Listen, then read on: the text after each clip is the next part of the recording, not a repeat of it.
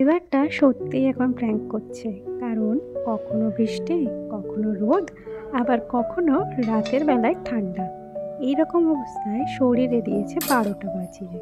তাই আজকের একটা রেসিপি তৈরি করছি, সেটা হচ্ছে এগ চিকেন স্যুপ, যেটা খুবই হেলদি। চিকেন নিয়ে নিয়েছি একটু বড় বড় চাঙ্কে, অনিয়ন নিয়েছি, কুচনো একটু রসুন নিয়েছি এবং একটা বাটার নিয়েছি। বাটারের হাফ টিস্পুন আমি প্রেশার কুকারে দিয়ে দিলাম। বিনস আছে, ক্যারেটস আছে, এদিকে জিঞ্জার আছে, একদম সরু সরু করে কাটা একটা ডিম, লঙ্কা, ক্যাপসিকাম আর ছিঁড়ি ছিঁড়ি করে কাটা পেঁয়াজ। এর মধ্যেই আমার বাটারটা মিলে গেছে। তার মধ্যে দিয়ে দিলাম আদা কুচি, রসুন কুচি, লঙ্কা, এটা আমি এবং পেঁয়াজ কুচি। এটা আমি হালকা করে ভাজবো, যাতে এর সেতো সেতো যে গন্ধটা থাকে সেটা যেন চলে যায়। এর মধ্যে আমি কিন্তু বড় চামচের পেঁয়াজটাও দিয়ে দিলাম। এটা হালকা হালকা একটু সটে করে নেবে। এর মধ্যে কিন্তু তোমরা ভেজিটেবলসটা ধুয়ে নিতে পারো, এবং এটা যখন হালকা হালকা ভাজা হয়ে যাবে তখন ভেজিটেবলসগুলো আমি সব দিয়ে পরিষ্কার করে দিয়ে দিয়েছি। এটাকেও আমরা হালকা করে সটে করে নেব। এর মধ্যে কিন্তু বৃষ্টির ঝিরিঝিরি ফোঁটা পড়তে শুরু করেছে, মনটা কেমন চাচা করছে। যাই হোক, আমার সটেটা কিন্তু হয়ে গেছে। এমতো অবস্থায় আমার কিন্তু চিকেনগুলো ছোট্ট ছোট্ট করে কাটা ধুয়ে আমি পরিষ্কার করে সেইগুলো দিয়ে দিলাম, যাতে চিকেনটারও যেন কোনো সেদ্ধ গন্ধ এই স্যুপে না আসে। তো স্যুপটা ভালো করে খাওয়ার জন্য আমি প্রত্যেকটা জিনিস হালকা বাটারে কিন্তু আমি হালকা আঁচে ভেজে নিয়েছি। এই মতো অবস্থায় যখন ভাজা কমপ্লিট হয়ে গেছে তখন আমি দিয়ে দিয়েছি পরিমাণ মতো নুন। তোমরা যতটা কোয়ান্টিটি করবে সেই বেসিসে তোমরা নুন দিও।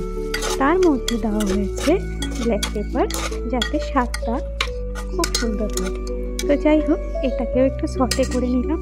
এই মতো অবস্থায় যখন এখানে এটা ভাজা ভাজা হয়ে গেছে তখন আমি আমার পরিমাণ মতো জল দিয়ে দিয়েছি, এবং আমি হালকা করে এটাকে কিন্তু প্রেশারে যখন বসিয়েছিলাম তো প্রেশার দিয়ে দিলাম, এবং প্রেশার থেকে নামানোর পরে এটার কালারটা কিন্তু এইরকম এসেছে।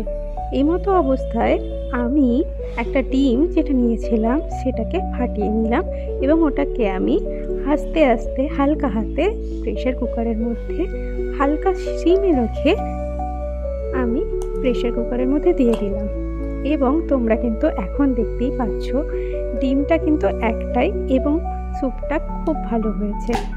এমতো অবস্থায় এটা কালার এবং টেস্ট বজায় রাখার জন্য আমি কিন্তু 1 টেবিল স্পুন দিয়ে দিয়েছি সয়া সস, যাতে এটার কালারটাও ভাইব্রেন্ট হয়, এবং হালকা একটু বাটার দিয়ে দিয়েছি, যেই বাটারটুকু বাকি ছিল। তো আমার হালকা বাটারে একটা ছোট্ট প্রচেষ্টা এই হেলদি স্যুপটা, যেটা এই ওয়েদারে তোমাদের খুব ভালো লাগবে।